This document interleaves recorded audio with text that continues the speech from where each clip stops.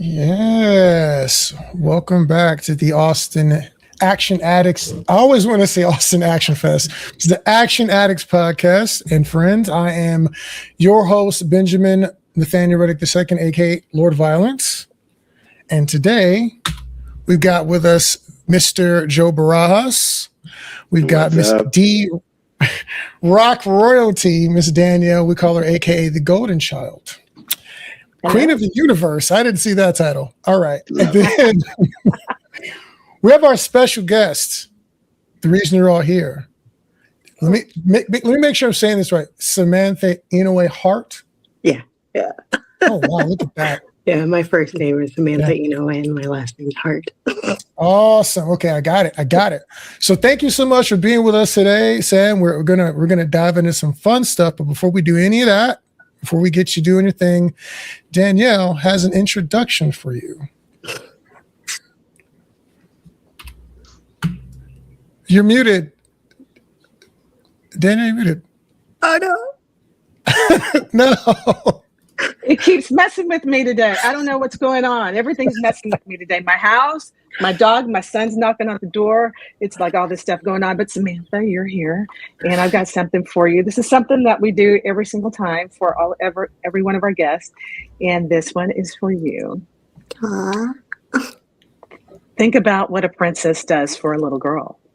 She gives her a mirror, a moment where she looks at the screen and says, "That's me. That's who I can be. That's what I can become."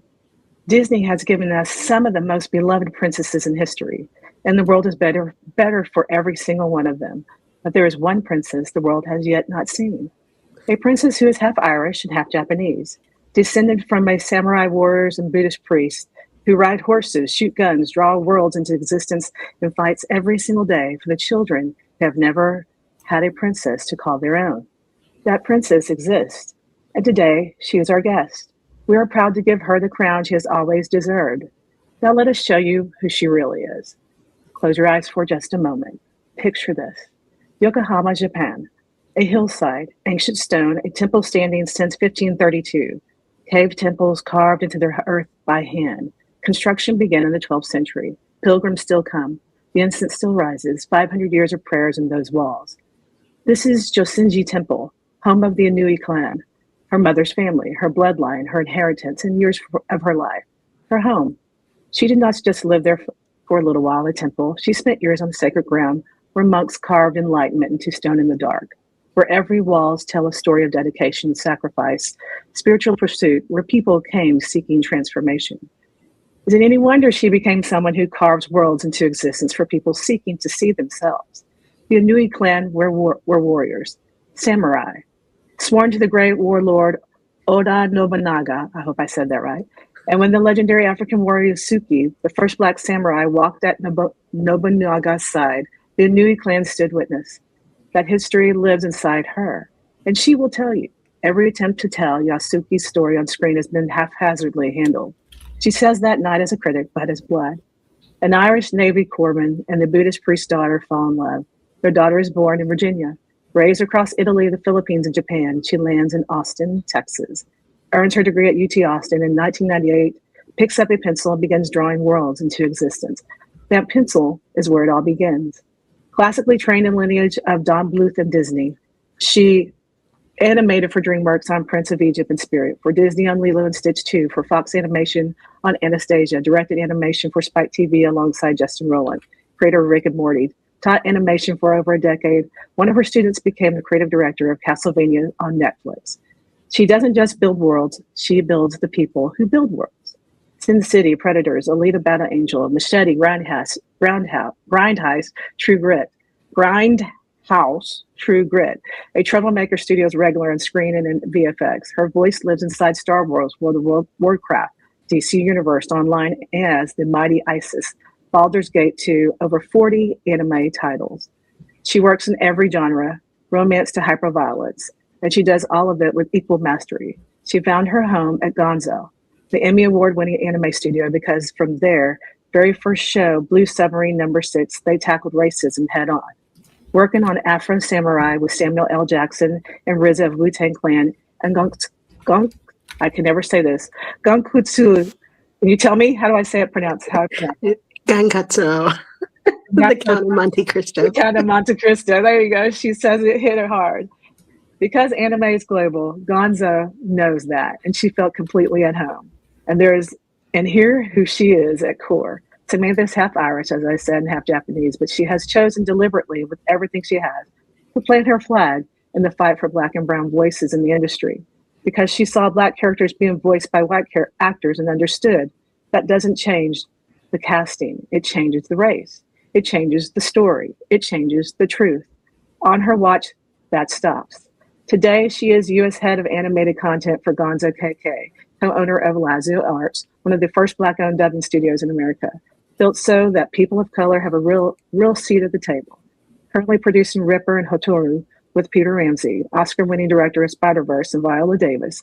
She tells us there's fun stuff with Wu-Tang in the works. When she is not changing the industry, she is competing in SAS. That's the Single Action Shooting Society, cowboy action shooting. On horseback, that is awesome. Riding since childhood, she helped build a firing range in Lockhart, Texas, a safe space for Black people in film to learn to shoot. Find out what you're good at, become the absolute best at it, so whatever anyone needs, that they have to come to you. She told us she is the biggest Disney princess fan you have ever met. We believe her, which is exactly why we know this world has been waiting for her. Samantha Inoue-Harte, the princess the mouse has never dared to dream. Welcome to the Austin Action Fest, Action Addicts podcast. You're one of us. We welcome you. Oh my goodness. I have never heard, like, wow. I'm kind of floored right now. I'm like, you guys did a lot of research on me. Because I'm like, how did they know that? Wow. Okay. Wow. Thank you so much. You're very welcome. We try. Wow. But welcome. We're just delighted to have you. I'm all blushy. So you can probably tell already, this is going to be very laid back. Also, everyone watching at home, Instagram is a little bit harder for y'all, but Facebook, YouTube, if you got questions, please throw them in the chat. If we can get to them, we'll definitely ask them. Anyways, back to it. So now that we're diving right on in, tell us about yourself. Like, where did this whole journey start? When did you realize this is what you wanted to do? Oh man. So yeah, like I grew up like in Asia, right? And so it's like I was always surrounded by anime, and honestly, back then I hated anime. Because it's like living on a military base, and it's like being surrounded by people who don't speak Japanese, and they me and they would ask me, and it's like, what's going on in the show? What's going on? What's going on? What's going on? And it's like, and every 5 seconds they would like pause, it's like the VHS tape. And it's like at like 8 years old, 9 years old, I'm kind of trying to like decipher, it's like, how do I explain this? It's like, and, it was just kind of one of those things, at the temple. I was surrounded by boys, and so everybody always watched, Gundam and Space Pirate Cobra, and like Fist of the North Star, and I just was like, I don't want to watch Fist of the North Star. I want to watch Cinderella. Yeah. So I was a big Disney fan. My dad was a big Disney fan, and so it was one of those things where it's like, like when I first came to the US, I just was so excited about like, I want to take over the Disney company. I want to do animation, it's like, I want to make, it's like princesses and stuff. I'm tired of seeing Saint Seiya, Gundam, it's like Macross, but I'm probably like causing a lot of people to cringe right now. Oh yeah. There's people upset in the comments, I'm sure. We're gonna catch flack for this, but go for it. Speak your truth. But the thing is that it's like, I did, do some when I got into college, I was like, oh wow, there's an animation studio in Texas. I wanna learn how to do animation, and I hit them up and kept harassing them until finally they were like, okay, it's like, you're not leaving, are you? Okay, might as well come in. I ran that like division of like, annoying, but not too annoying, annoying enough that they noticed me, but also like not annoying enough to be like, no, get her away from us. And so I started working under Sam Fleming, and Sam Fleming, he worked under Don Bluth. And so I got to be his assistant and worked under him for many years, and got to learn how to do animation. And I did work on some stuff for the mouse. But, after a while I was like, ooh, getting to animate Barbie is not cool. And, I kind of was like, I don't like 90s Barbie. And so it kind of turned into you know what? Maybe anime isn't so bad. It's like there's, on TV, there's Sailor Moon. Oh, wait, it's like they're playing Dragon Ball Z here. Oh, I remember that as a kid. Oh, wait, actually, kind of cool.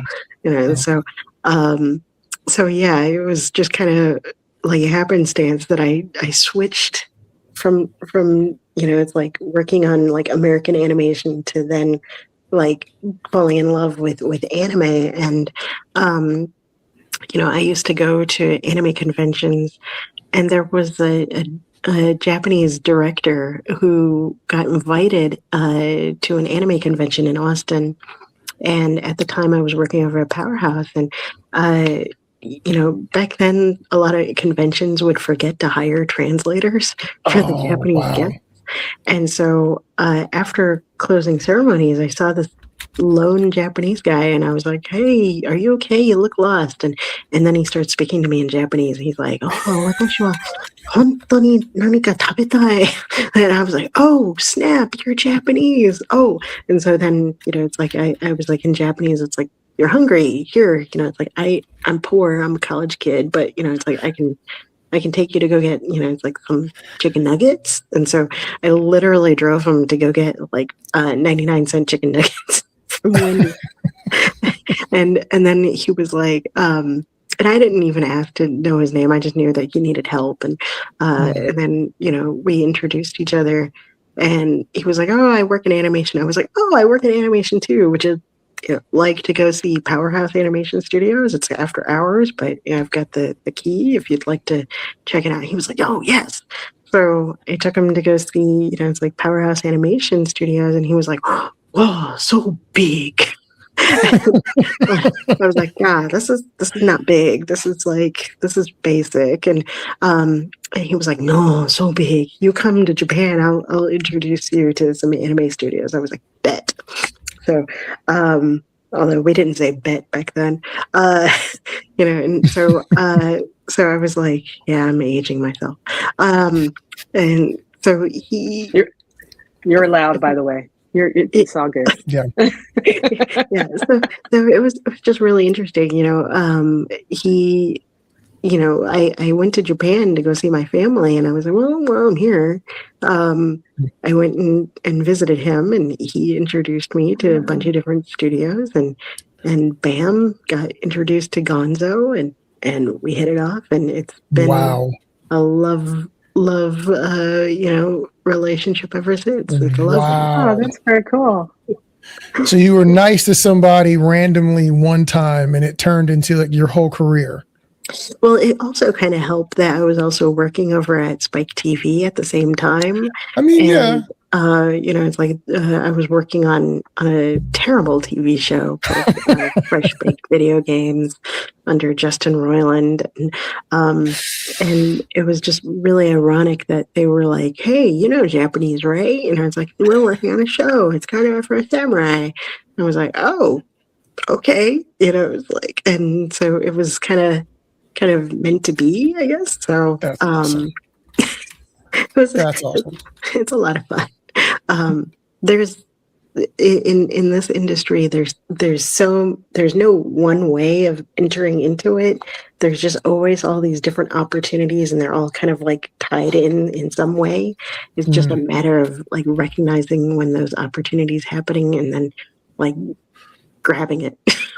No, but also being prepared. You know what I mean? All those things could have happened the same way. And if you hadn't been training, trying, studying, learning, you wouldn't have been ready for any of that stuff. You know what I mean? Like you were clearly prepared a bit to do it. So that's awesome. No, that's great to know.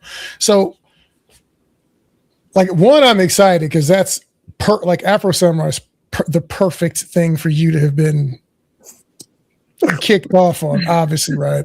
Now, so that means you started basically with or you were working on probably one of the biggest shows in America since maybe Dragon Ball Z. Because I'm trying to think of anything I know of that was as big as Afro Samurai when it came out. Like when it came out, that's all anybody was talking about. I mean, there's Hellsing. A lot of people were talking about Hellsing. Hellsing. And then a lot of people on the box set of that. Yeah, and then there's Gantz.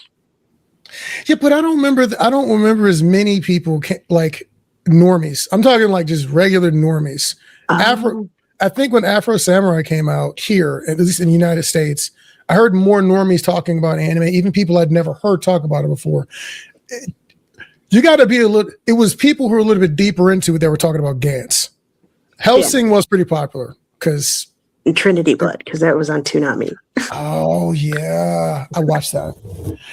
I got introduced to Ninja Scroll, so that was when I started really paying attention. My friends were trying to get me into Macross, and I couldn't appreciate it. I couldn't appreciate it at the time. I wasn't into mechs. I wasn't into mechs at all, and so that and Gundam I watch them because there's nothing else to watch, but those weren't my things. So Ninja Scroll was the one that really was like, I'm involved. Okay, there's swords. If there's anything with a costume and it's period and people are throwing hands, I'm all the way in. So Ninja Scroll got me in. Then like things like Record of Lotus War, those ones are the ones that like got me really going. But okay, so since you know a tremendous amount about anime, I'm really curious. What's something in your time doing this? I mean, you got years in the field now. What's something that you believe that like most people think about anime that we have completely wrong? Like from the front, it looks like XYZ, but on the back end, it might be like a different story. Is there anything like that? I actually, like, anytime anyone posts anything about like anime and they're like keyboard warrioring and they're just like, spewing out quote unquote facts about anime production, 9 times out of 10, it's like they don't know what they're talking about. like I'm just like, where'd you get that information from? What's the kind of thing that you hear a lot? Like, I'm curious. Yeah. Like I'll be in the middle of a panel and I'll be like discussing like how I do my job, and I've had like random people in the audience just like stand up and tell me I'm wrong, and then they'll sit there and try and mansplain to me how to do my job, and I'm just like, you want a microphone? Like, oh my God, dude. It's it's but I do find that a lot of the information that you find on like Wikipedia is completely off. Really? I'll get a lot of people who, like, a Variety article came out a few years ago.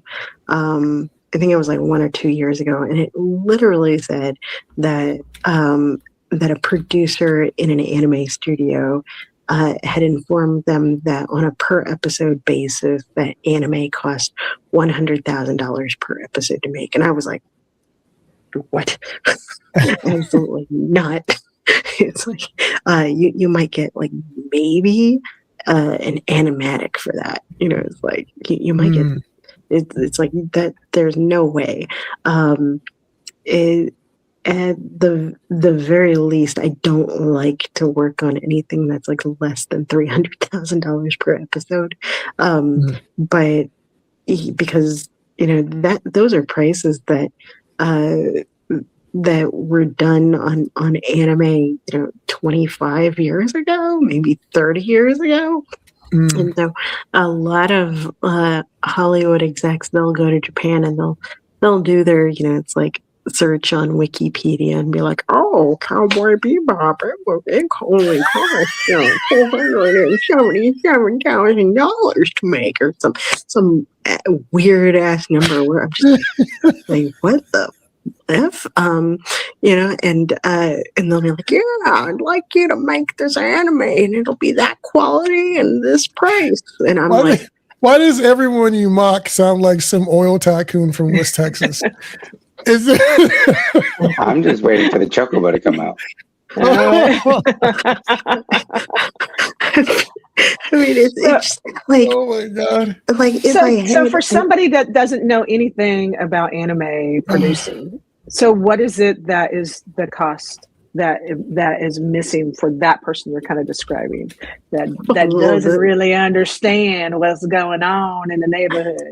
Well, that's the thing, is that it's like they kind of bully the Japanese a lot, where they're just like, it's like, you're going to do it at this price. And it's like, and the Japanese are like, and so they get bullied into doing prices that are like, kind of doesn't like Cowboy Bebop. That was done like nearly 30 years ago at this point. And there's a thing called inflation. Animation should be at like, significantly higher. It's like 600, 700,000, it's like $1 million per episode. It's like, dude, it's Avatar: The Last Airbender. That was how many years ago? 2 decades ago? And that was like $1 million per episode, right? It's like even Simpsons is like 1 million per episode back then. And that was like, those are old quotes. And I'm like sitting here going like, you're really offering $300,000 per episode? Come on, dude. It's like, that's is it like a cultural thing where these are execs trying to negotiate and push the price down, and are they expecting pushback, or is it, no, this is it, this is our bottom line, you're doing it for this price? Like it really depends. Like a lot of like a lot of the more pushy Americans will come in and they'll be like, yeah, you're going to do this for $300,000, and it's like, take it or leave it. It's like, there was a project, I will not name that project, but it was a terrible series where it's like, they were like, we want you to, I knew that they had a bigger budget, because it was advertised, it's like it was closer to like $1 million per episode budget, and I was like, oh, it's like, cool, yeah, it's like we can do this animation. And then they were like, oh, well, we'd like you to do it for $300,000, and I was like, you're wanting Avatar: The Last Airbender quality animation. You want like Afro Samurai quality animation, but you're asking me to do this for Clifford the Big Red Dog quality. It's like, budget. I'm sorry, dude. I can't help you there. It's like, and we walked away from that project, and it got animated, I think out in India. And yeah, sure enough, like, the quality good. Is just offline. You're gonna have to tell me who that was offline. Spill as much tea as you're comfortable with. If we ask you a question, you don't want to say anything. I tell everybody this: I'm not held accountable for whatever you say or the guest says. There's not a lot of editing, so just bow out. Okay, cool. So where does, on the other side, I guess, where does anime maybe lose money, or where do you see them wasting money when they're doing these productions then? I mean, really, it's like the Japanese are really, really, like, we're used to being lean and mean on our budgets. It's just that a lot of times, like, one of the productions that I did not work on, thank God, was an American budget project, and they hired a bunch of animators out of Japan, and also, it's like in several other locations across the globe for animation production, and they only gave the animators like that much money, and then they spent most of it where the the animators kept on contacting me, and they were like, "Hey, we need help," and I'm like, "I'm not being paid to help you, but what's going on?" And they're like, "We're trying to get a hold of it's like the producers, and we're stuck at the scene. We don't know what we're supposed to do next. Where are they?" And I was like, "Well, okay, I'll do a solid. I'll contact the producer and see what's going on." And sure enough, the producers were out on vacation. and Wow. and so it's like the animation production just kind of floundered because the animators couldn't get in touch with the producers because they were all out partying, and that was, I think, where most of the money went. Oh, wow. Because it's like there's no reason why they were like doing all these like vacations, because it was almost like they were always on vacation. Is it like in the the 90s, 2000s, where they were making when we were doing all the game conversions and people adaptations, and people you could tell really just didn't have a passion for what they were doing? Is it like that, where people are coming and saying, "Oh, there's money here, let's do it. Oh, let's lowball it because we don't care"? Is that what you? It sounds like that's what you're describing to me. People who are not very passionate about the end product. A lot of it was a lot of it is a mismanagement of finances, right? It's like a lot of American and a lot of Western companies will come into Japan, and they think of the Japanese as kind of like, oh, little elves that, it's like, while America's sleeping, like we're all like up and animating, and when Americans wake up, it's like the animation, it's like it's done overnight, and it doesn't work like that. It's it's like there's a lot of it's like we have to for any like particular thing, we have to have, it's like guidance, and we have to like work together and collaborate. But it's kind of a lack of respect where a lot of American, I say Americans because that's where most of, it's like the US collaborative efforts kind of tend to come in from America. Yeah. Not hardly anywhere else. It's always America or China. So it's always got to be our people messing things up. It's really hard because it's like if they'll come to me and they'll be like, "Hey, it's like I'm a really big fan of Afro Samurai. I'd really want to make this anime," and then they'll pitch like the worst idea known to man, and I'm just like, if I get pitched. If I had a dime for every time I've been pitched a story about a bunch of, and this is typically from Black creatives, where of course it is. Before you even say it, here's what I was thinking when you said the thing about it always being Americans. I was like, it's like how I feel whenever I hear anything ridiculous going on in the world ever, no matter what it is. And I'm like, please don't let their photo don't be Javante and them. That's like in the back of my head, like, please don't let it be us. If it's a white creative, it's always a version, a ripoff of Evangelion, okay, Trigun, or Cowboy Bebop, but with their own, like people in it. Okay. And if it's a Black creative, it's always like a bunch of kids who end up getting magical powers from Egypt, and I'm just like, what?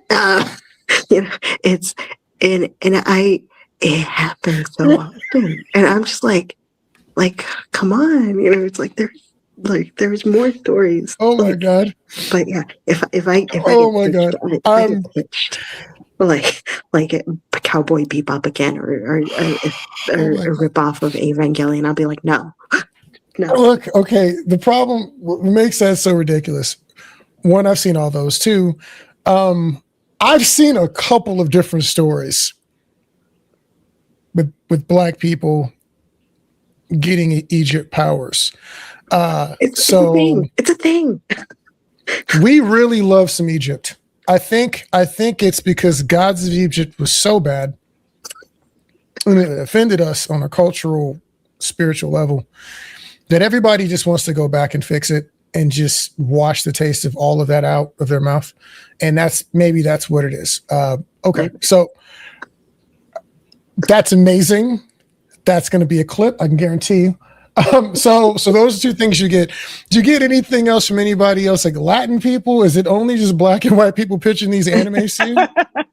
Well, it was like Seis Manos, right? Did that pitch to you guys, or anything else like Latin? Well, the thing is that it's like I work with several really great Hispanic writers, and their ideas are so amazing. It's like I really love working with one Austin, Texas area writer. His name is Rafael Ruiz. He's somebody that we turn to a lot at Gonzo for, it's like a lot of like story development. His ideas are fantastic. And it's like so far, it's like with Hispanic writers, their stories were unique. We helped out with so there's a really cool studio, an anime studio out in Peru that we're planning on working with, and they came out with a story which was like kind of a very Dia de los Muertos sort of story, where it's like you have these, it's like these Peruvian monsters that are coming to life, and they, you've got a girl who's kind of like an exorcist sort of character, but she's got vitiligo. And so she's black, but she's got vitiligo, and she's got like magical powers. And so it's kind of like a really dark magical girl sort of story, but with Peruvian monsters and ghosts and demons and things. Okay. And so like I'm really digging a lot of the stories that are coming out of, it's like Latin America, Mexico, and South America. They're really creative, and this Peruvian studio, they do a lot of work for several anime studios, and so they do a lot of anime production. But yeah, it's pretty cool. Yeah, sometimes, as the rappers say, sometimes you got to shine like you grew up in a shrine in Peru. Just what comes to mind when you bring that up. But no, that's us. Actually, hold on. Somebody made a comment here.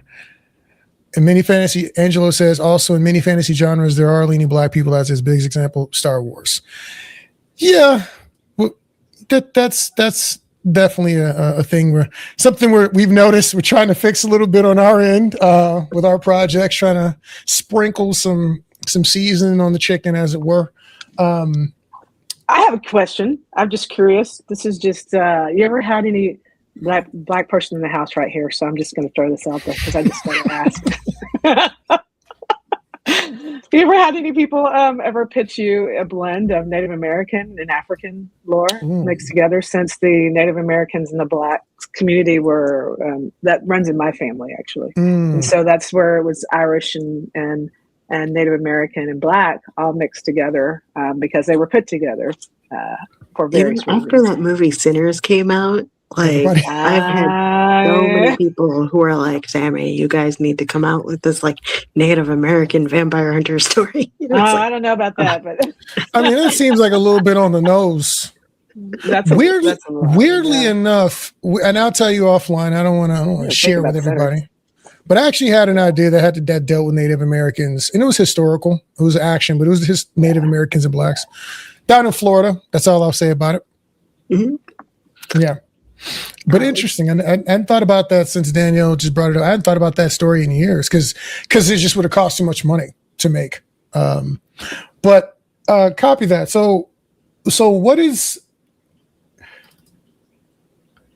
now that Netflix is kind of stepping in, I think they did Seis Manos, right? I think that was Netflix. I think that was Netflix.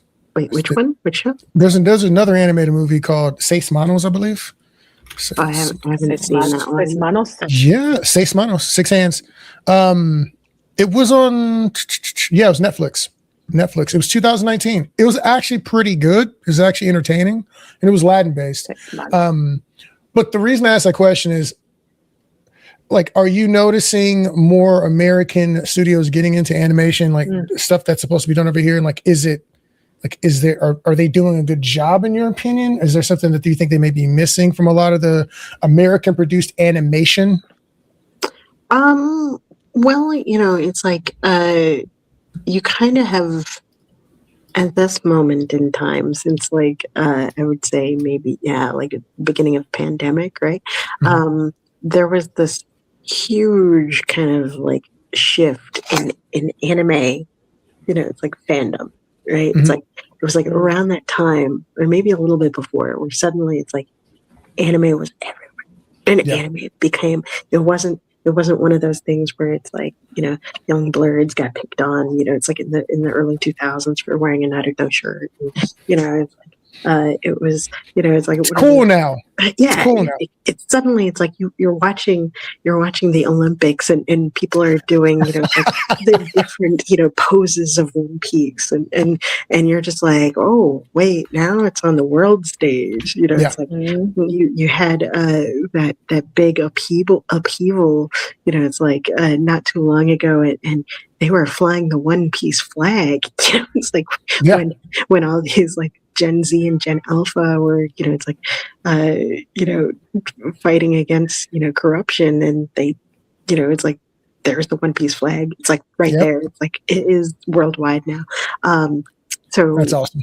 So like 10 years ago, 15 years ago, if I said, it's like, oh yeah, I work in anime, it's like people would laugh at me.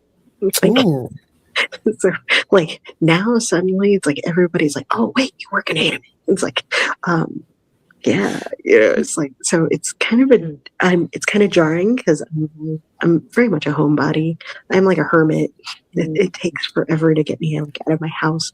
And so suddenly it's like I'm having people like reach out to me and they're like, I'm about to make an anime. It's like everyone from LeBron James to Will Smith to Idris Elba to, it's like all these Hollywood people are like suddenly like, I want to make anime. And it's like a lot of basketball players, like Megan Thee Stallion, like I heard about that one. Yeah, like everybody and their grandmother is like trying to make anime. But the thing is that the folks who are contacting the Japanese to make these anime, they might be fans of anime, but they look at Japanese like we're second-class citizens. And wow. So I've been approached multiple times, and I'll the first things that I'll ask, I'll be like, they'll do their elevator pitch to me, and I'll be like, okay, cool. I don't know if that story will resonate, it's like in Japan, but it's like, do we have some creative say? And they're like, no. And I'm like, no. So, like literally, like, I'll just get a big huge no, and I'm like, so you're coming to us, and you want us to animate this for you, right? And they're like, yes. I'm like, so is this like a partnership or is this a work for hire? Work for hire. I'm like, the answer is no. Like that, and that I'll just like put the person on mute or put them on red and just like, never talk to them again. But have you ever had to be aggressive with a no? Like, this is ridiculous. Why would you waste my time? Has that ever happened to you? No. I'm normally pretty polite, but I am still very stereotypically Japanese, and so if I don't want to interact with you, I just don't respond. And so every once in a while, it's kind of like those guys in your DMs who are like, "Hey, how are you? Good morning, beautiful." It's like, "Hey, Sam, I want to pitch this idea." And they'll like ramble on with this like storyline. And I'm just like watching the notifications and I'm like, I'm not engaging. No. It's like, and they just, they're like those guys that are just trying to hit on you, and they're sending, it's like eggplant pictures. And, oh my gosh. Well, no, they're not literally sending eggplant pictures, but you're saying that because you probably had someone do that. I've never had those things happen to me. People, I don't know, maybe it's my face. You're a guy. Yeah, but you would think like at least once in my 20 years on social media, somebody would hit me up in the DMs. But I mean, I've been married most of that time, so fair enough. No, fair enough. I've been married most of that time, but I'm just saying I've never been hit in my DMs, and I feel like I'm missing out on an experience. No, you're not. No, you're not. No, not. No. Okay. You're not. You're not. Joe, am I missing out? I know you don't know either. I left this on mute because I'm not putting my foot in my mouth. I'm staying right wherever my lane, man. Copy that. Smart. Good choice, Joe. Good choice. No, but that I could definitely understand that. And I could definitely see with you having your level of power and influence, you're going to be contacted a lot. And I think that's why a lot of people are very hard to get a hold of. Like, you can't just message Spielberg. And there's a reason for that. I'll get like a lot of times, it's like people will like, normally, it's like, I'm pretty approachable, right? It's like, if somebody's like, "Hey, can I pitch you an idea?" And I'll be like, as long as it doesn't meet this and this and this, as long as it doesn't have anything to do with this, then sure. It's like, but a lot of people don't ask permission. They'll just go ahead and just like, do. "Hi," That's fair. it's like, and then just no NDA. No NDA, no nothing. Script. I'm like, nah, dude. I'm not even going to read this. I'm not going to open this, dude. It's like, this is a liability. Get it that is the computer. That is the thing that have happened because we're listed as a producer on Slated. And people see the Ballistic Blade and Austin Action Fest, and they'll send me stuff sometimes to my email. And like, that's not how we do this. I'm not going to read for the record, anyone out there, that's not how you do it. Like, just don't do that. Don't send a script. First of all, I'm not opening your document, first and foremost. But second of all, let's do the NDA. Let's talk about it. Let's have a conversation. Joe, have you probably had issues with that because you're a producer as well. Danielle, I'm assuming you probably have people try to send you unsolicited work. Mm-hmm. Oh yeah, lots of different things. Yeah. Yeah. Don't do that, y'all. Don't do that, y'all. Don't make a fool of yourself like that. Okay, so we're moving along. I mean, people are hungry, because some people are some people are really, they are hoping that somebody will see them, right?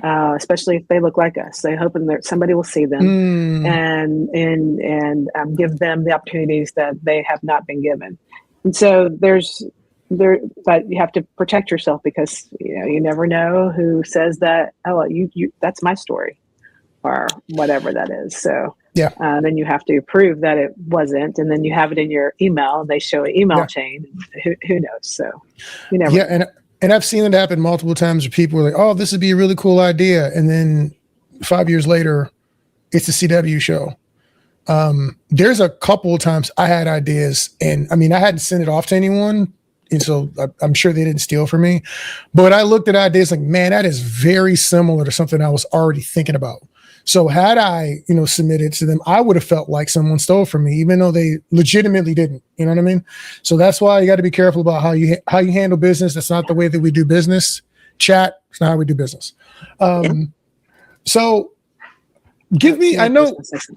Oh, go ahead, Samantha. I do. I have a question.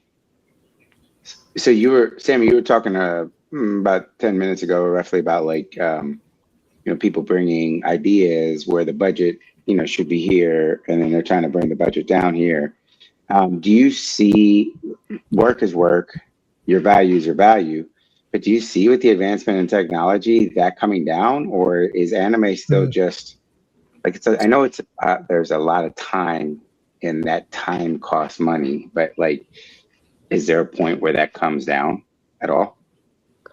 Well, I mean, it's the thing is that, you know, um, like especially Gonzo, right? It's like we are a studio that focuses on creating new processes and new technology, and we like to push the envelope in our productions. And so the thing is that everybody in Hollywood who wants to make an anime, they're always wanting to push the envelope, and it's like, okay, so you have caviar taste, but if all you can afford is the dollar menu, it's like, can you really ask for caviar?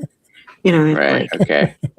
you kind of have to pay for those, it's like new new techniques, because it's like a lot of it is like trial and error. It's like you have to see if you can do, it's like X, Y, Z. It's like in Right. creating something, it takes time, it takes effort, it takes it's like a lot of tests to get the look just right. And or if you're, a lot of people, they'll come to us and they'll be like, oh, it's like, I want you to do, it's like the same quality of animation as, the Afro Samurai movie. And it's like, well, that's theatrical quality. That's all shot on one, on a lot of the scenes, it's very high action, high, frame rate. And, but if you're sitting there giving me, it's like Dollar Tree money, I'm like, it's like, what can I do with that? So they don't bring you. You get what you pay for. It's like you can't. Wow. You have to pay for it. Yeah, that's fair. Work. That kind of. It is Okay, so I have a interesting. question. I have a question off of that. This real quick. Okay, so you've got. This is a hypothetical. So let's say you have a few people that are they're new, but they've been trying to move in this particular arena for a little bit, but they don't have those connections.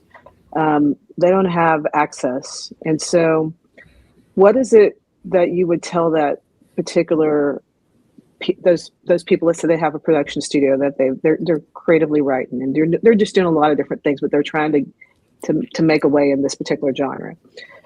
Is there a mid-range that exists that could help to lift up that particular group of people to be able to get to that next step, to where you're talking about? Go ahead. No, go ahead. Continue. Oh, I'm done. So I hope it makes sense, though.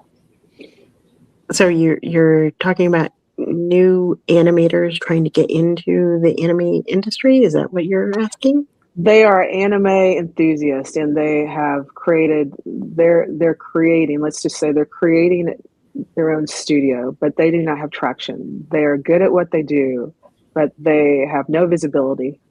They're not. They may have a little bit of social media standing, but they have no in, because they're just not being paid attention to, because it is popular now.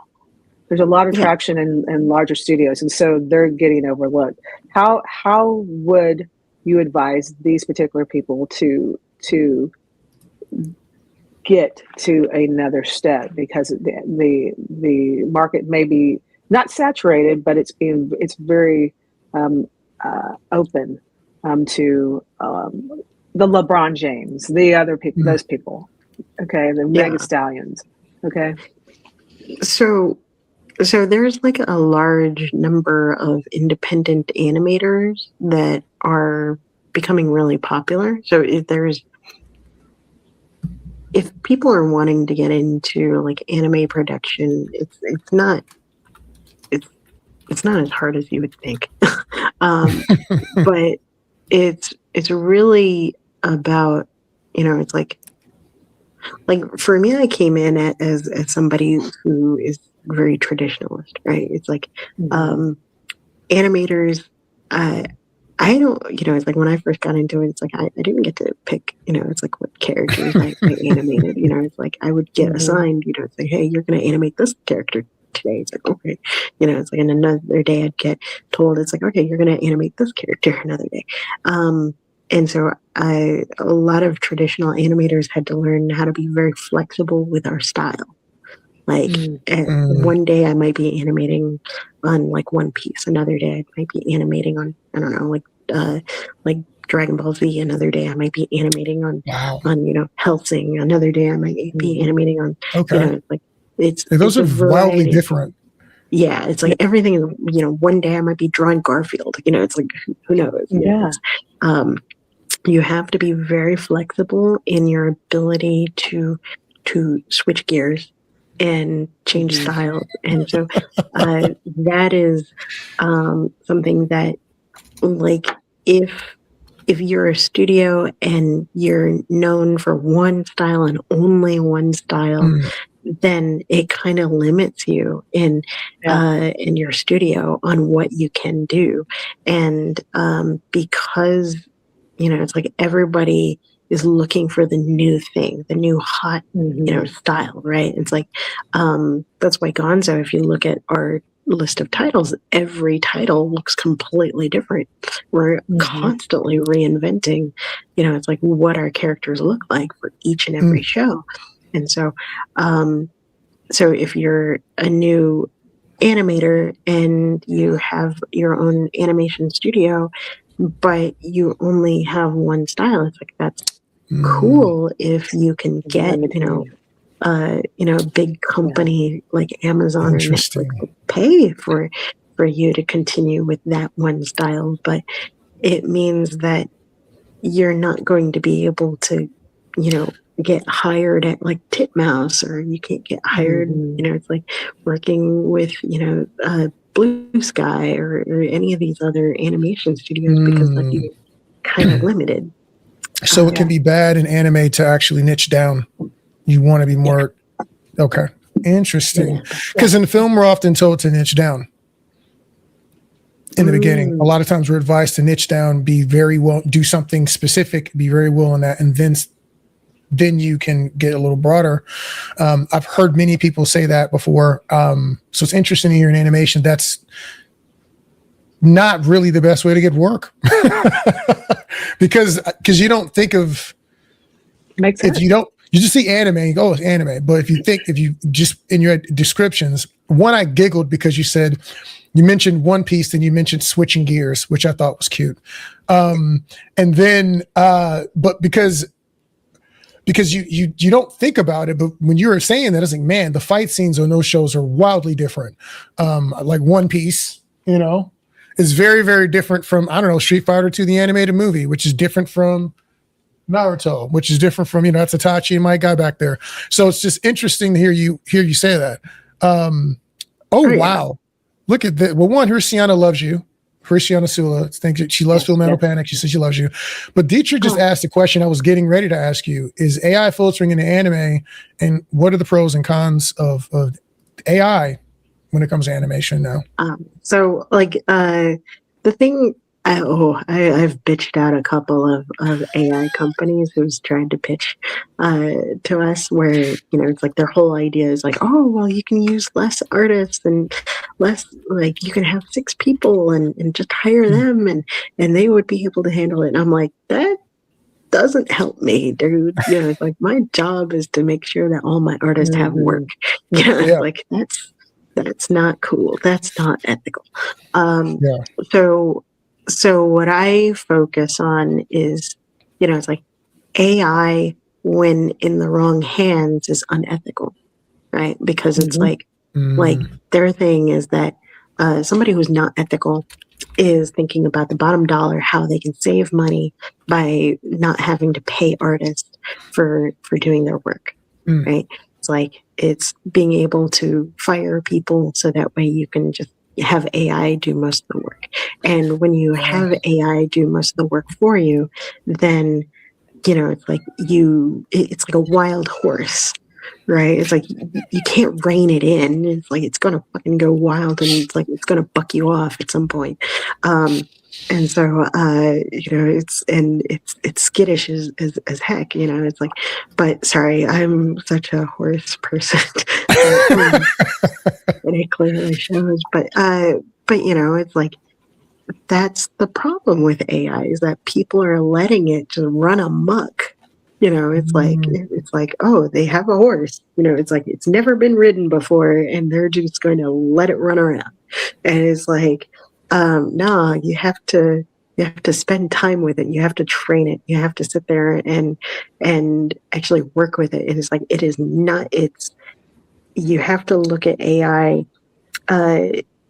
in a way that it's like if you are going to use it, you have to use it in an ethical way that nobody loses their job, and it is just a tool to enhance the human touch.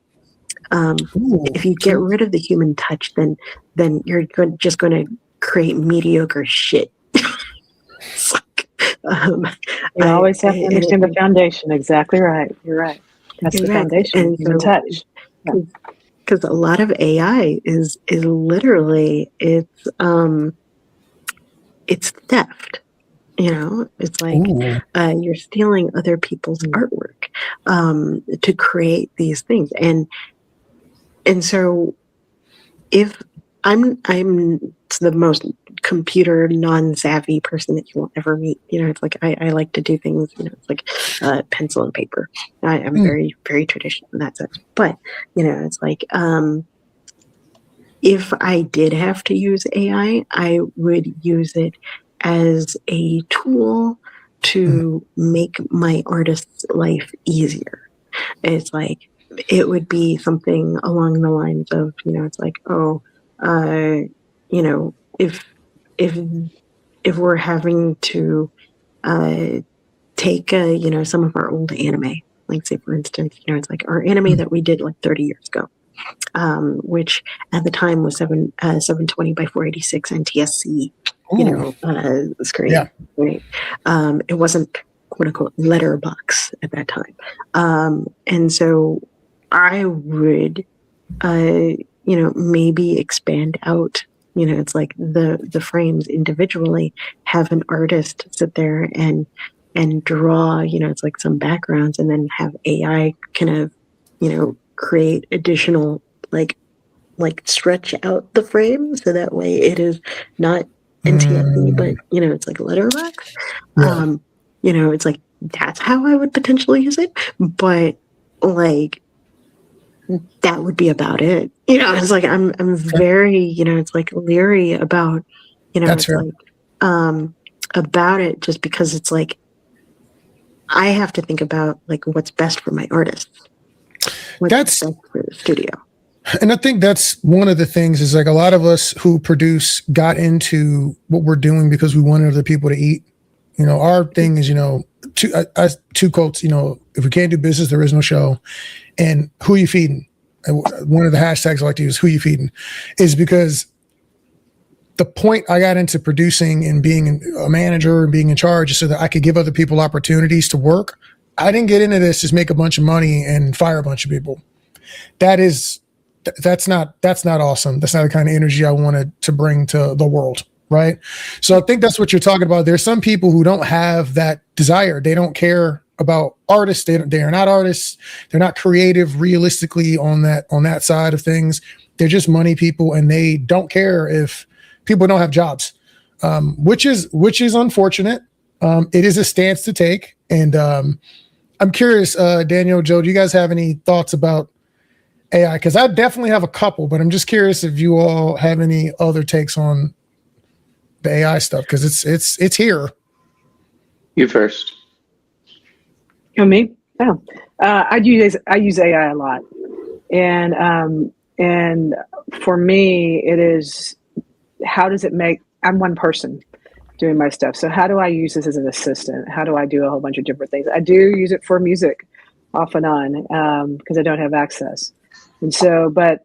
My reasons are very different than probably most people when they're using it for stuff like that. I think that it is I'm in this process of getting 2 certifications, and one of them is governance, and you actually just touched on it. and that is it's people first. And if you do not know the foundations of who you're serving, and so I'm a Christian person, so I'm serving my neighbors first. And so if I'm not knowing who I serve first, and am I serving the AI or am I serving the humans, my fellow neighbors? AI is not my neighbor. And so I come from a different standpoint when I look at how I do that. So for me, my faith dictates how I use AI, and then how it's going to go out into the world. So I want to employ people. That's my goal. And for me right now, as a one person doing some of the things I'm doing, I want to get to a certain point to where that becomes secondary, and it becomes a tool. It is a tool, okay. But people are more valuable to me than a technology in a sense. Does that make sense? Okay. That makes sense. That makes sense. No, that makes sense. Joe, do you have any thoughts on that? I won't regurgitate what you just said, Danielle, because I share, with the fact that I run about 4 different companies, I share that, right? My wife and I co-own a number of companies, obviously one of them Regardless Productions, where we do produce and want to employ people and not AI.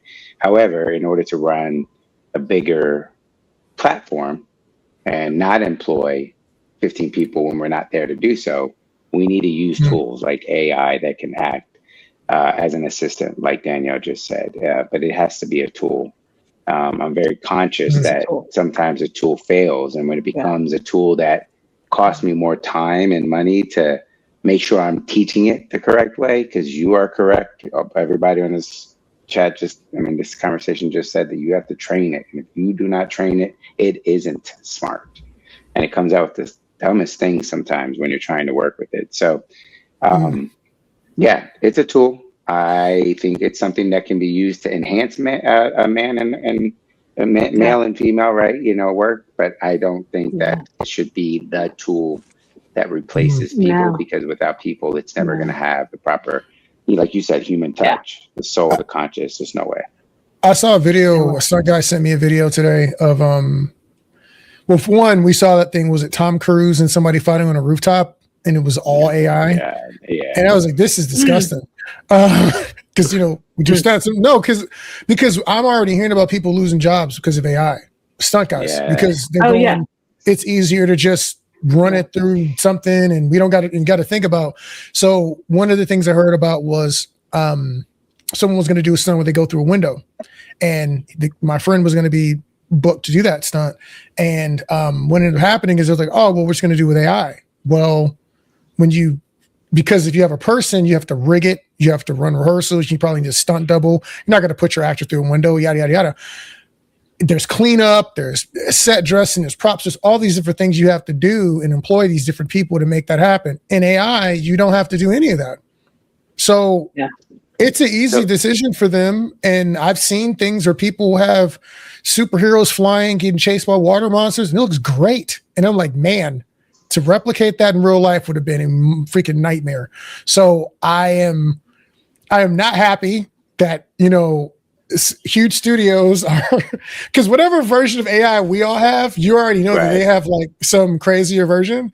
And I'm like, that's a lot of people not working. Yeah. So I'm not a huge fan of that. One thing I will add, I'm blessed to be part of the brass knuckle films community as a warrior. And when I went to one of Rodriguez's functions, he was showing how he was using, Sammy, just like you said, using it as a tool to enhance something he's already done. Rather than try to bring on a team of people, he could use that budget for a future film and then have it enhance just like a passion of his, or even to potentially show like, this was what it looked like from afar. We had a drone back here, and, we didn't have time to come in and punch it, but then AI can come in and kind of bring in that world for him rather than go back out and reshoot it. Right. So like things like that, I think makes sense.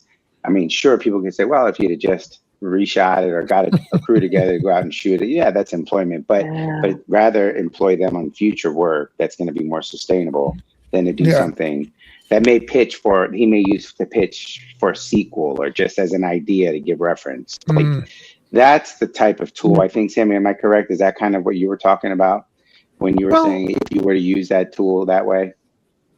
Yeah, it's like, well, the thing is that,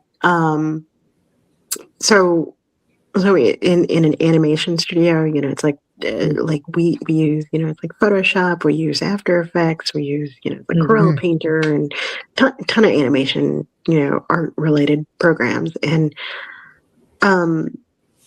whenever we get pitched by an AI company, they're always, it's like trying to say, it's like, oh, it's like if you do this, then you can do these storyboards. And if you do, it's like this, then, it's like you can have it do, it's like all your cleanup for you, and you can have it do like all the coloring for you, blah, blah, blah, blah, blah, blah, blah. But the thing is that for us, it doesn't really make sense to us to use like the AI that they're pitching to us, because the things that they're saying is very redundant. It's like they're pitching it to us in a sense of like, oh, it's like if you do it this way and if you use this program, you can have it do X, Y, and Z. But like we already do X, Y, Z, and we do it really well. It's like, and you're asking us to basically take a chance on this program that, it's like it's like, well, I'll sit there and I'll test it out, and like, and it kind of messes up. It was like when I try and get it to do what I want it to do, and I'm just like, so you're wanting my artist to kind of learn how to use your AI and do something that they're already masters at, and you're wanting them to relearn how to do it again. And is it a closed system AI, or are they talking to you about things that are like they got a website and it does XYZ and you're training their model? Or is it like a model that would only be utilized by your team? Like, which version are you typically getting offered? So one of them that they pitched to us recently is like where it's like they wanted us to basically create all these specific characters, right, for this quote unquote anime. And they had, it's like they were showing us examples of what they had. And so it's like they had an artist create, it's like a bunch of drawings of this one particular character. And so they trained their AI to learn how to draw that character from all different angles. And so then they were like, okay, so then I can draw a stick figure, it's like for this storyboard, and the AI will automatically insert that character in over that stick figure. And, and I'm just like, because it's like, well, why would you have somebody just draw stick figures? Why not just draw the character? It only takes a couple of seconds. It's like to draw a rough storyboard. And so it's like they're just kind of just trying to get rid of, it's like all the steps in between. And it just See, I'm sure doesn't make sense to me. I'm curious if like someone's offering that to a professional studio, right? So that they can then say, for instance, the group, a group of people who wanted to get into animation and weren't very good at it. If you trained their model to do that, and then they now have the ability to resell it to someone else. And now it's learned. What I would be concerned with, yeah. That's exactly what they're doing. I have no doubt that's exactly what they're doing. They're going to train that model either for you. So it sounds like two things. One, they could train the model, and the model automatically understands the character, the movement, the layout, does everything, and they can replicate that fairly quickly for somebody else. Or that can work in your environment or outside the environment. So now you're not even. Now they're creating stories immediately through, they already have everything already there. So Yeah, I mean, it's just yeah. like, I mean, look at what happened with Studio Ghibli, right? It's like suddenly it's like everybody on Facebook was having, it's like their AI avatars of like, me Oh as a yeah. Studio Ghibli character, and it's like, oh look, I've got all these Studio Ghibli animations. I made this giant fox that runs across, and there's a girl riding on it. Oh my, it's like I'm just like, this looks like crap, Yeah. but I I too want to be Princess Mononoke. yeah, exactly. There literally was a girl riding on a giant fox, and somebody was like, "This is going to be the next thing." And it's like, there was a studio that got caught out in South Asia. I forgot where they were, but they were like they got caught. They were trying to say it's like, oh yeah, we learned how to do like Studio Ghibli quality animation, and then come to find out it's like, nah, they just made it all using AI, and they got found out. And, it's like I'm like, it's thankfully I haven't seen anyone do anything with Gonzo stuff. Crossing my fingers, but it's so bad, and I feel bad for those studios because it's like, they've had AI train on their character designs, and now it's like everything that Ghibli comes out with, are they going to have to compete against this AI version of Ghibli? And it's like that's that's going to pretty. train more of their AI. That's kind of what you have to think. We are in an unprecedented time right now, and I don't know where the future is going to take us. Hopefully, it doesn't take us there. But the AI conversation is still happening. It's going to be chaotic. The problem is that people are going to use it. The question is are we going to figure out a way to do this stuff ethically? When you see Timbaland using stuff like Suno, that gives me great pause. When the big dogs are using it, then you're just like, man, I don't know how we're going to fix this. But I want to touch on something you said earlier. You said one of the ways you would have used it is to restore an older project. Funnily enough, I got a gig doing that like a month ago, where someone had a movie that was in like 480 and desaturated and all this other stuff, and they wanted me to come back in and basically recut the movie, but all they had was the final file. So had to use some Blackmagic DaVinci Resolve in there and some stuff in Final Cut, but I was able to do that, which was interesting. So it's funny because it's exactly what you're talking about. It wasn't wide format, so I had to widen it out, saturate contrast, and do some cleanup on some stuff from a finished file, because that's the best that they had. If there was an older anime that you could work on, that you could restore to luxurious glory, what would it be? That's a tough one, man. It's not one of ours. I'm such a huge fan of Rosa Versailles. Okay. Which is like it's a French. It's a Japanese anime, but it's about the French. It's like Revolution and the storming of the Bastille and Marie Antoinette and all that. And it's the main character. Her name is Oscar, and she's pretty much the great grandmother of Revolutionary Girl Utena and Sailor Moon. Okay. And, but yeah, it's like I would love to see that. It's like they came out with a Netflix special movie, which is more like a music video, a 2-hour music video. But it's I mean, and that was great. It's like anyone who grew up on that show, it's like, oh, I loved it. But yeah, I would update that in a heartbeat. You'd update that? Does it need updating? It looks pretty good. Well, so right there, I think that is the Netflix new movie. Oh, okay, it's a new one. Yeah, okay, I'm talking about the one that came out in like 1970s. Ooh, 70s. Golly, I don't think I've caught that. I don't think I caught Rosa Versailles, which is interesting. Now it's on my list. Okay. Yeah, it was a very popular in Italy too. So when I was in Italy, it was like it was always playing on TV, and I was like, "Oh, it's Lady Oscar!" And it's like they had their own theme song to it, and it was great. Okay, funnily enough, I don't know if you knew this, but that's where I was born. Oh, were you You like know, military? So Naples? of course, I'm military. No, Vicenza. Oh, Vicenza. okay, okay. So Yeah, yeah, we I were was stationed actually in Naples. yeah. That was I didn't get to like understand it much because I left when I was very very young.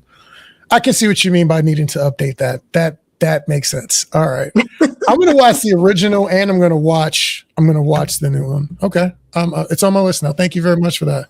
That's very Um Speed Racer-ish, which was what I used to love. Speed Racer. oh wow. I was a Racer X person. So sorry, I'm Speed Racer. Oh, I love Racer X. Yeah, all things Speed Racer. Heck yeah. Yeah, that's what I'm raising myself a little bit, but yes.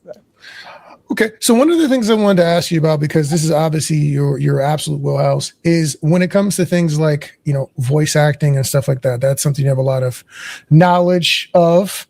What would be your suggestion to somebody who wanted to get into voice acting? Like, would you tell them to rent some time at the studio, make a demo? Would you tell them to buy some equipment? Is it like, what would you recommend to someone wanting to move in that direction? Well, first and foremost, if you're only going into voice acting because you want to be popular with the girls or with the boys, then maybe voice acting is not for you. You I cannot stress that enough. If you're just looking at it as a way of getting clout and getting popular, then no. A resounding no. Because voice acting, the main word that you want to focus on is acting. You have to have a passion to act. It's like being one of those types of people that has to perform. It's like it doesn't matter if it's performing. It's like on a stage or it's like in front of your friends and neighbors or it's like it just has to be a passion. And so what I would definitely say is that it's like taking classes, it's like doing improv and doing it's like learning Shakespeare and like learning the classics. If you can do Shakespeare, then you can do voice acting. But it's like stage acting is always really good because it helps with your with projection and also with your diction and your enunciation, and you can project your voice. And so it's like if you can act in such a way that you can be heard on the other side of the room, it's like then that'll be a really good thing to know, because once you understand how to act, then it's like learning how to it's like do the voice acting, taking classes on voice acting. There's a lady named Erin Lindquist, and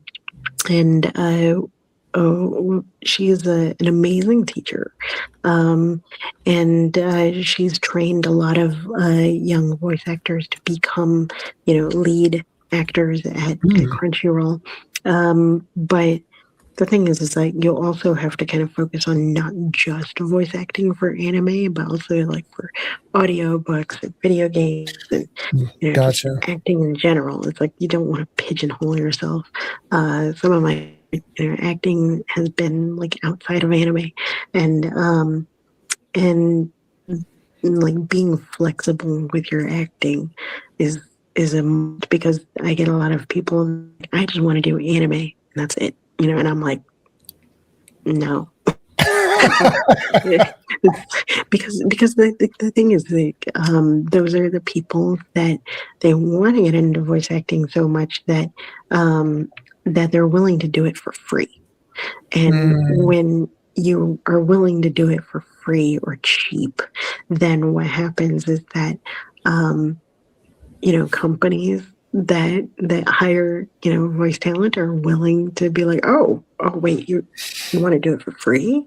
Oh, okay. It's like, and it kind of lowers the rate, Mm, and so you have to really think of it as a business because it is part of show business, right? And it's like, getting the education, taking the classes in high school and acting, being part of your high school, musicals, and being in college and getting into, it's like different improv troops and things like that, and, doing stand-up comedy or okay. anything like that is really, really, Shakespeare in the Park. It's those are all tools that you can use in voice acting, and so when you are doing, if you are serious about getting into it and you are taking the classes and you're taking, it's like if you have, say, a speech impediment. I have a terrible speech impediment. And it took me years of training for me to pronounce things in English the way I am. It's like if when I'm really tired, my English, it just bottoms out. Like I drop my R's and L's and You just go back to being Japanese. oh, dude, it's so bad. I code switch like a motherfucker. It's like, and sorry, but it's like, it turns into like, open the light. It's like, Oh, yeah. what means that? It's like, I might, I need to push button. It's like, Oh, yeah, like I'm code switching, but the thing is, like, if you have a speech impediment, it's like take some classes on, it's like if you have a stutter, if you have a lisp, there are, speech coaches that you can get, and I have trained several people who have had terrible lisps, and they were able to actually like figure out how to do voice acting. You have to that's keep cool. at it, right? It's like it's something that you have to do, and the other thing is that it's like, yeah, you're going to eventually need to have a demo reel. Our company over at Lazo Arts does provide demo reels. We also provide classes as well, and and that's something that you can do. It is, so if you do a demo reel, it is a situation where you get what you pay for. if you if you're like, oh yeah, I can make my own demo reel, it's like, please don't. Please don't. You know what?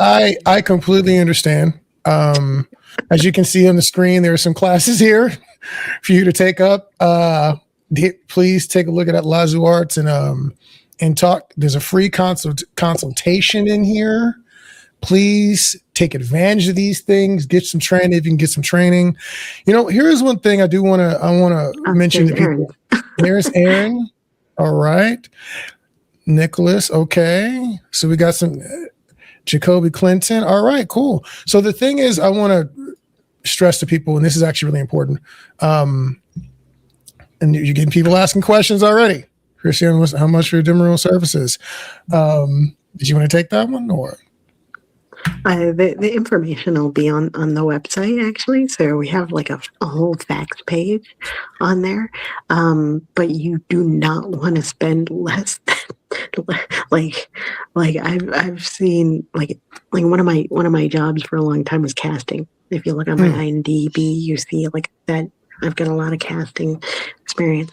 I guarantee you, if somebody's like, if somebody says, oh yeah, I can do your demo reel for like $400 or $600, I'd be like, run away. It's like, because you're creating a whole script, multiple scripts that fit within 1 minute, right?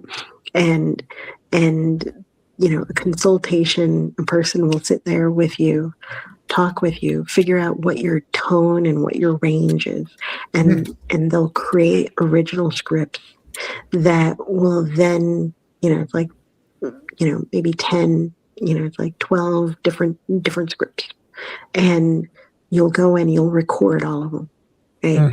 And once those are all recorded, then they'll pick, the top 4 or 5 of those performances. And then they'll cobble them together into a reel for 1 minute. And then we'll have, Adrian create an audio design, which is specifically for each scene. And so say, for instance, if your character is fighting a dragon, and you're having a conversation, you're fighting a dragon in one scene, then our sound designer will spend the time to create a oh my god, I'm starting to get text messages from Disney. Sorry. See how she's politely flexes on us normies in here with the Disney reference? Just casual. 5-minute flash warning, 5 minutes. Yeah. I talk to Disney guys. But yeah, so it's like we'll have, it's like the audio designer and editor, they'll sit there and put it all together, and then they'll add the sound effects to make it seem like you are acting in those sequences, like you are in those characters.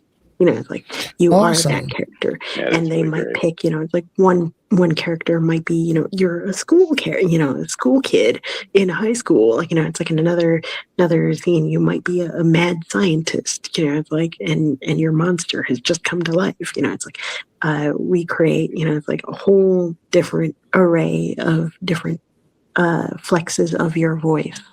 That's cool. And we pick the best ones to put in together, and then we'll work with you and be like, okay, here is your demo reel. And a lot of the studios, they won't accept you, into their roster unless you have a demo reel. Interesting. No, that's actually awesome. One, I wouldn't have known that all that was involved in the creation of the demo, but I guess it's no different than we've done that for stunt people, for fighters or whatever, where you pay us to build a whole short around you and your capability, but you're basically paying us to make a short film for you to show off your fighting ability or show off the things you have the capability of doing. Yeah. So I didn't think of that being the same way for a voiceover or for a voice acting reel. So that's actually really awesome. And just for the record, everybody out there, I know that, people are hearing different prices and money ranges or whatever.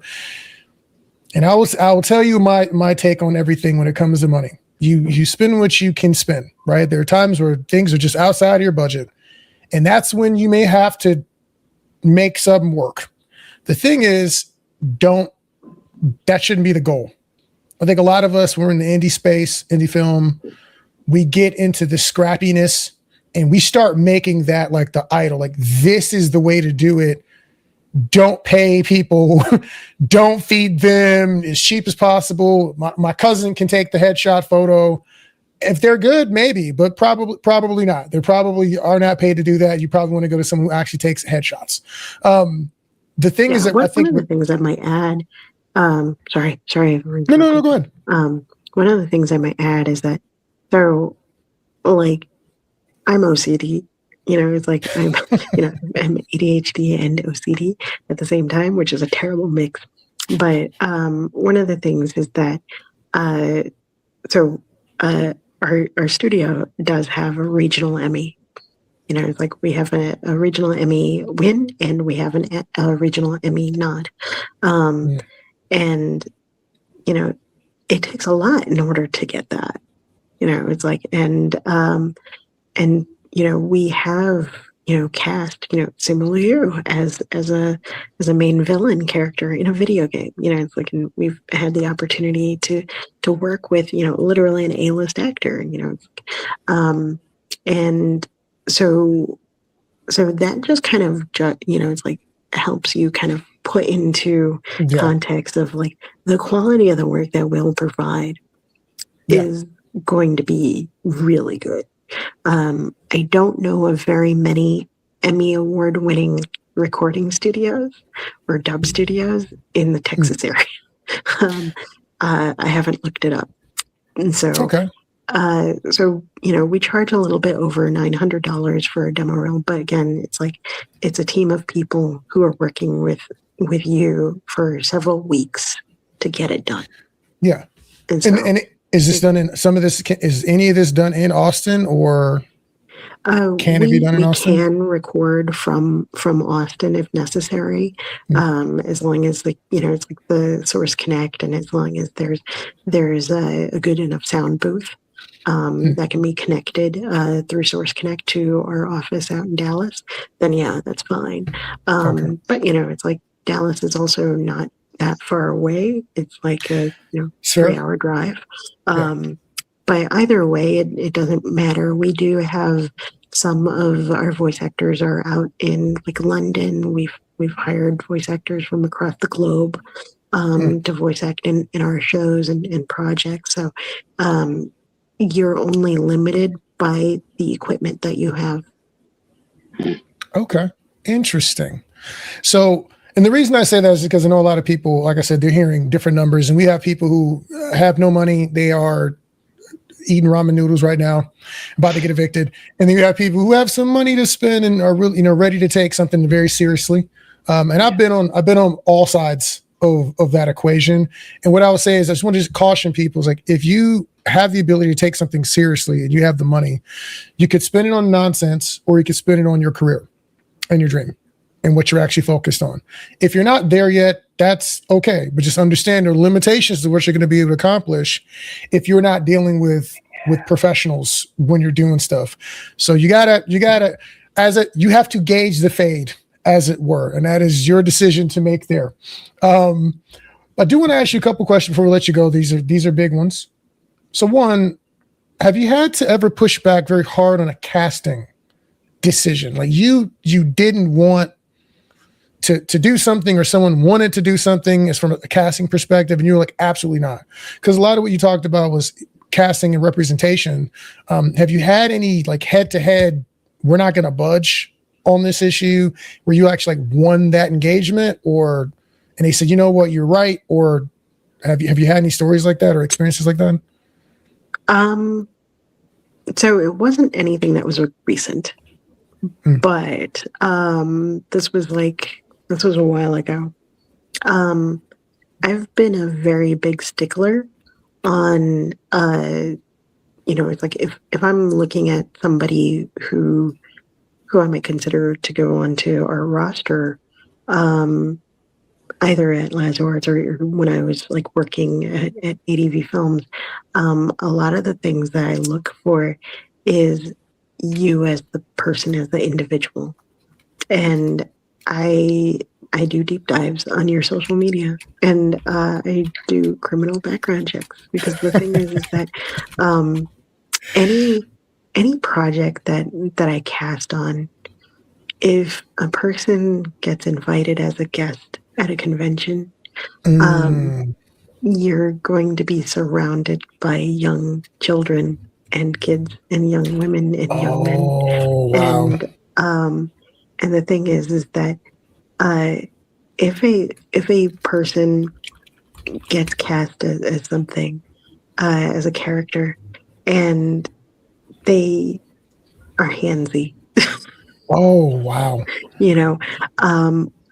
that reflects poorly on me. It reflects poorly on the studio. It reflects poorly on the anime. It reflects poorly on everyone who made a decision to hire that person. And there are some people that I will not hire, because it's like, if I just spend 5 minutes and I can see it's like, oh, excuse me, you were an insurrectionist. You were at the Capitol on January 6th. Oh, son, you are not going to voice act for me. Oh wow. Things like that, like because at the end of the day, it's like, I'm not going to be going to all the conventions that these voice actors go to, and they are representing not just us. They're representing the anime studios. They're representing, it's like the video game studios. They're representing everything else. And if they end up doing something with a young lady who's like maybe 13 or 12 or something like that, or a young boy, who doesn't know, there's a power dynamic, right? It's like, if you are a public figure and you go to a convention and you say, oh, it's like, can I have a kiss? It's like, even if it's on the cheek, it's like, is a person really going to say no to you? Wow. Especially if they're surrounded by all their friends. It's like all their friends are going to be like, oh my God, they want to kiss you. It's like, it's like, and at the time it might sound like a good idea to them, but then it's like, they might regret it later on. It's like, it might be something where they felt pressured. It's like, as a public figure, you have to be very conscientious about what you do with a person that is, it's like at a convention or just anywhere, right? It's like, because that's fair. You're not on the same level. Like, no, but even outside of that, like even like on film sets, I'll tell people, like, I'm normally dealing with adults, and it's like, hey, they are, there's beautiful young men and women on that set. You guys can date when we're done shooting. Like, I don't want to have to deal with anything because someone took something the wrong way, or you hit on someone, and maybe it's received well with this person, but not with this person. Nope. Just save all that stuff for when we're done. You guys can do whatever you want to. But as far as on the set, like, especially when it's like people that work for me, if you're the you're like a producer or a director or a camera op or whatever, you're part of crew. Hey man, I know the actress looks amazing in that dress. Don't tell her. Don't do that. You can save that for the wrap party. Then you two adults can have that conversation on your own, where it has nothing to do with me. So no, that's actually really, I didn't think about the fact that when they go to the convention, they're still representing, and that makes a ton of sense. I didn't go further than that, man. I mean, it's all holistic, right? They're all representing, even when they're on set, right? At the end of the day, you might send them to a future publicity, if it's a crew or actor, they may go represent the film, just like in this case, they would go represent the anime. So like, that's really good on your part, Sammy, I think. Yeah. And I think that's one of the things that we've been watching with Hollywood too, is that a lot of people have a lot of things to say. One of those is politically, on the internet. And I'm like, maybe you don't want to talk about that. Maybe you just want to focus on the movie. Spin that interview back to the movie topic and just not have that whole conversation. It has nothing to do with the movie you're making. Please, all my actors, please, if they bait you into any question, I don't care what it is politically, for promoting the movie, just say, let's just talk about the movie. I did one more for you because I know we got to let you go because you're getting called by big wigs, and we're just local filmmakers, and you're getting talked to by Disney. Local filmmakers. After 20 years, what still excites you about this industry? Like, what still gets you like super jazzed about what you do?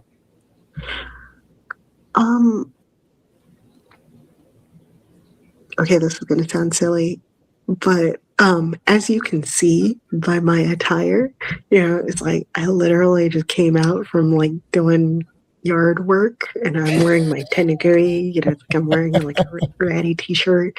It's like I like the fact that I'm at a stage in my career where I can just wear what I want in an interview like this, go into work and have a meeting with some Disney execs, go into work at any like animation studio, and I don't have to wear a business suit anymore.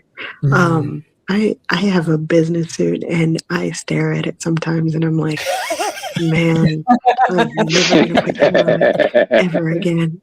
It's like I just stare at it. I just like to look at it and be like, yeah, I'm past you. And it's because like the thing is that I feel really sad that I don't have a LinkedIn.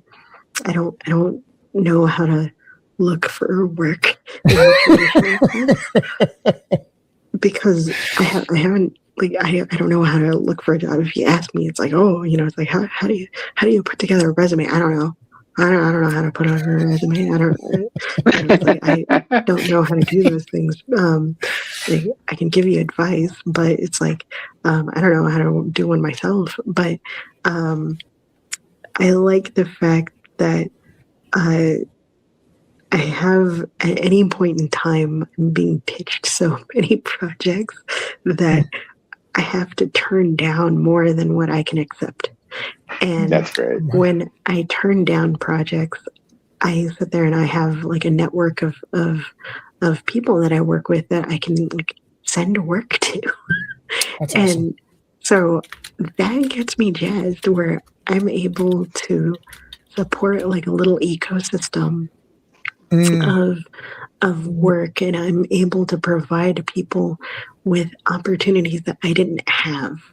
It's like that Black people didn't have, that brown people didn't have, that other Asian people didn't have, and it's because I've hit that point where I've gotten so good at what I can do with my job that I know that for what I do, there's nobody better.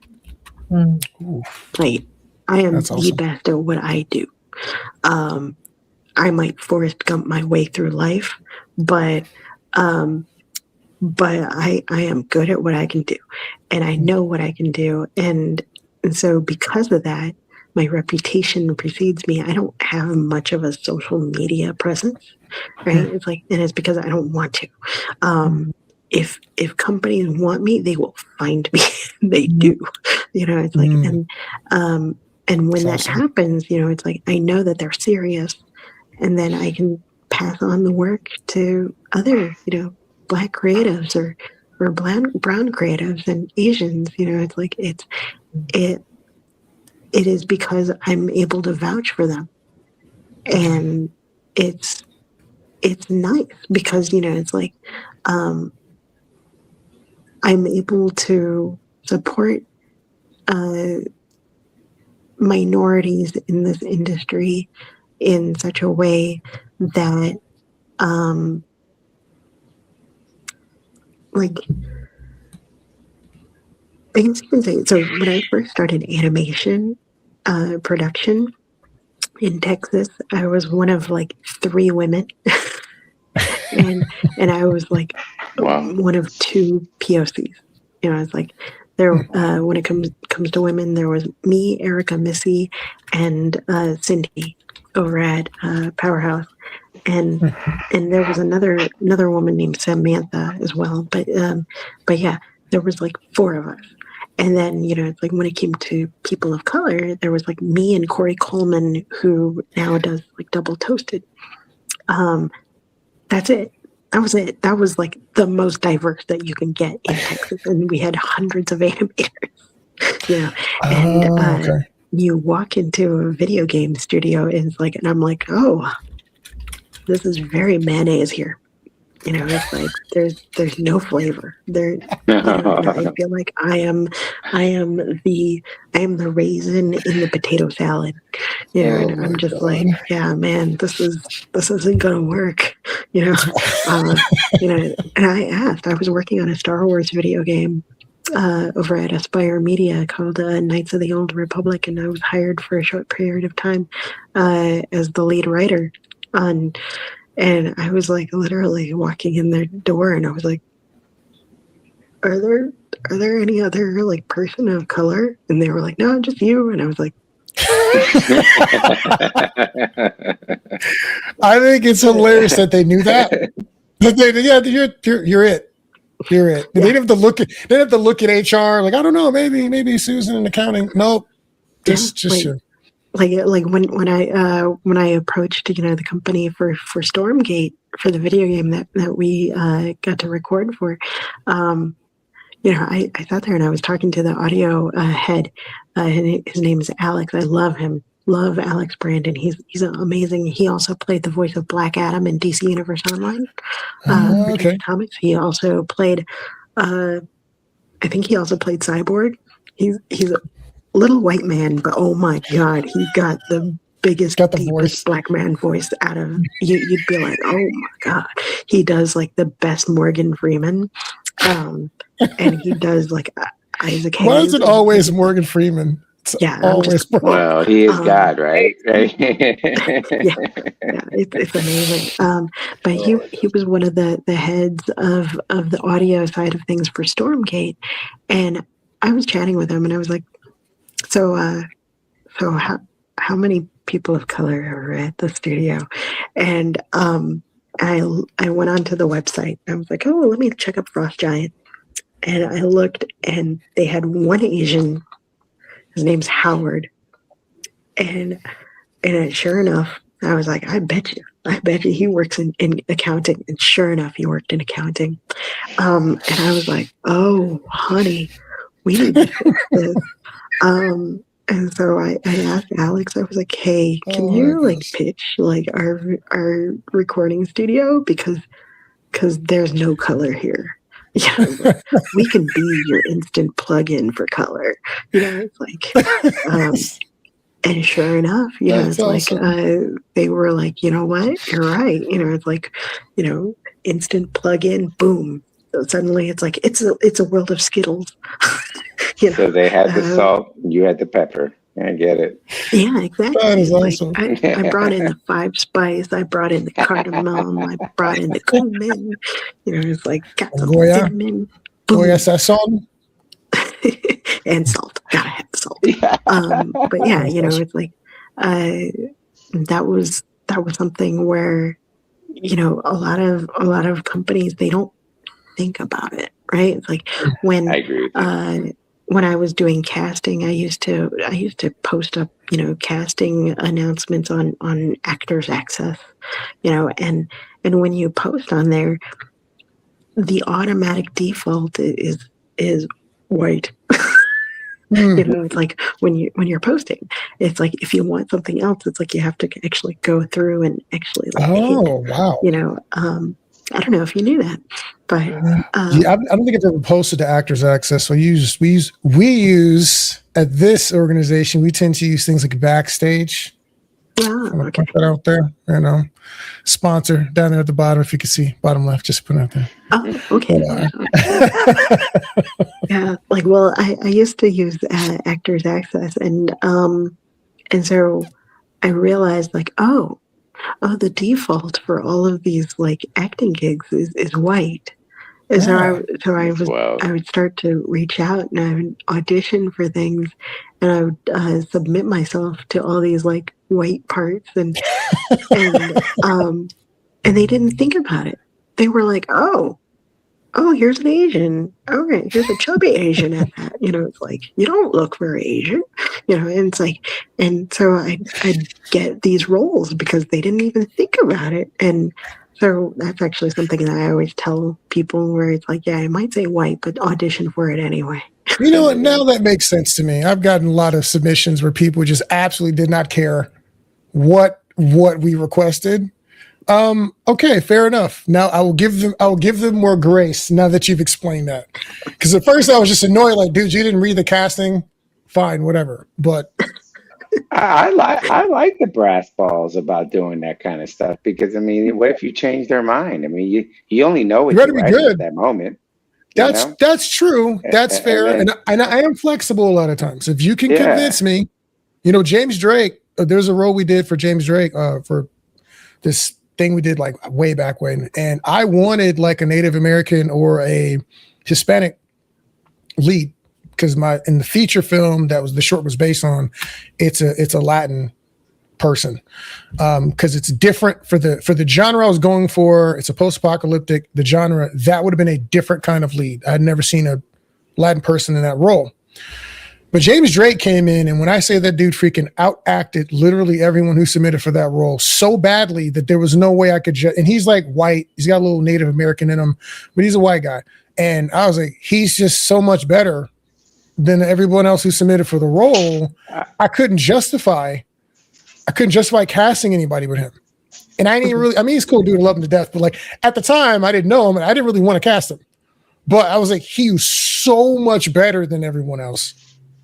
and he can fight. He was throwing tornado kicks. I was like, I got to put him in here. So I had, and I won't get too far off topic. We're about to wrap this up, but I had on one of my other features I did, it was a male deputy, and I had tons of male submissions, and then finally somebody just messages me saying, there's too many male deputies, like where are the females? And I was like, well, go ahead and submit. And I guess she told others, and I wound up casting 2 or 3 more females, and one of them was one of the greater supporting females, because she just, like you just said, completely destroyed the audition as compared to the male counterparts. Now, I didn't have color, like it wasn't, like it was whatever, but it was all male until I was just, I had that too, where it was for a movie called Jonah Hex. Oh yeah. Yeah. Was that Megan Fox? Yeah, Megan Fox and Michael Fassbender. And the guy Josh Brolin. Yeah, Brolin. I was one of Michael Fassbender's henchmen. Oh my God! I'm gonna go watch that. Yes, I am. I'm gonna go back. I've seen it. I'm gonna go back. Who I am? It's like I know how to ride a horse. You know, it's like I know how to shoot a gun on a horse. You know, and so there was a lovely scene where we had to chase a train and had to jump onto this train that was like going like maybe 10 miles an hour. But they didn't have any dudes who were short to make Michael Fassbender look tall. I just happened to fit the thing that they needed. It's like is the girl okay? Well, we'll just bind her breasts, and so I got to be a brawny man. A brawny man, boy. I am absolutely. I mean, most lead actors are short, aren't they? They're like 5'5", 5'6". It seems like sound the perfect height is what we're saying. I got to find a barbarian dude who's like 6'2", or else I got to figure this. I got to figure this whole movie out in reverse, because I'm like, golly, dude. But no, we have went on for a long time. We did not mean to keep you this long, Sam, but we appreciate you hanging out with us and chatting. And we're going to definitely clip this up and put this on the internet for people to enjoy the wisdoms you have shared. Is there anything you want to say to people before we get out of here? I'll give you the last word on that. Oh man, I mean, yeah, if you are really serious about, like doing voice acting, definitely, it's like check out our website, lazoarts.com. It's we do classes, and we also do demo reels, and the folks there, it's like they work regularly, it's like over at Crunchyroll, providing voice talent over there. So definitely do check us out there. And do keep an eye open over at Disney. There's going to be some fun stuff going on. I'm really excited. Been working a lot with Peter Ramsey, who is the director of Spider-Man Into the Spider-Verse. He's done a lot of stuff on Star Wars: The Mandalorian. He's done a lot of stuff for Ashoka, for Star Wars. But he's such a ham. He's so sweet to work with. It's like do keep your eyes and ears peeled. I'm sure that news will get out pretty soon. And just keep your eyes open. If there's anime stuff, we're going to be coming out with an Afro Samurai fashion line, 2 of them this year. So if you guys like Afro Samurai, keep your eyes open for that. There's going to be more stuff. I'm doing some stuff with the Wu-Tang Clan. I came out with a very limited edition Afro Samurai Wu-Tang Clan shirt over at BlurredCon just the other month. And so yeah, keep your eyes open. Awesome. Well, we are excited. We're looking for that. Joe, Danielle, anything, your last words before I close out here? I just say thank you for hanging up with us this evening. Yeah, you can't be out of the house, proverbially. No, we're gonna get you. Yeah, we're gonna get you you or some of your people to a festival to talk AI or talk voice acting with our people. You know what I mean? Because there's a lot of people here in Texas, a lot of game studios here. I don't know if you have enough talent, but I know there's a lot of people who say they want to voice act. I don't know if they can. I know people say they want to, so we might have to figure something out at the next Austin Action Fest. So special shout out to all our sponsors. You can see we got ISA Rock Group, Writer Duet Printing Solutions, Holiday Inn, EO Flicks, Women in Film and TV Austin, the DCP Works, Wild Roots, in Lockhart, Texas, by the way. ILoveYourMoney.net, Scriptation, Fairfield, Backstage, love them. Kitty R Blue, Ming House, Shot Lister, iPitch TV, Ballistic Blade, Thrive Productions, Inquisitive Mind Films, and what was the other one? Wait. There was one more. And Joe, we don't have you up here, but what was your name of your organization? Regardless Productions. Regardless Productions. All right. We love y'all. Thank you so much for joining us, hanging out with us today. Hope you learned something. Please like, share, subscribe. Do not miss this year's Austin Action Fest. We got a lot of fun stuff coming up. There may be Power Rangers involved. I can't say, but probably will be Power Rangers involved. We have indie rights coming. We might have some Street Fighter characters coming. Just stay tuned. It's going to be a lot of fun. Again, Ben-Redic, a.k.a. The Violence Conductor. Love you guys. Keep fighting. And we're out of here. Grinding through the system, never losing the mission. Action Addicts podcast, our hustle's the vision. Talking film biz, tips with precision. If we can't make deals, then there's no collision. No biz, no show, that's the motto we breathe. Living fast, go slow, dream.